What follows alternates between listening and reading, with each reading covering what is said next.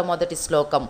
ధర్మక్షేత్రే కురుక్షేత్రే సమవేతాయుత్సవ మామకా పాండవత్సైవ కిమ కుర్వత సంజయ. యుత్సవ అంటే యుద్ధము చేయు కోరువారన్నమాట, యుద్ధము చేయాలనే కోరేవారు. మామక అంటే నా పక్షము ఉండేవాళ్ళు. పాండవచ్చైవ అంటే ఏంటి? ఇక్కడ ధృతరాష్ట్రుడు పలికాడు, మొట్టమొదటి శ్లోకాన్ని ధృతరాష్ట్రుడు పలికాడు. ఏమన్నాడు?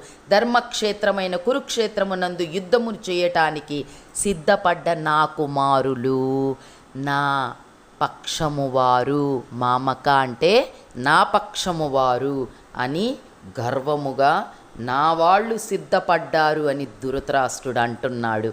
పాండురాజు కుమారులు మరియు పాండురాజు కుమారులు నిశ్చయముగా ఏమి చేస్తున్నారు అని అక్కడ దివ్య దృష్టితో చూసే సంజయుణ్ణి అడిగి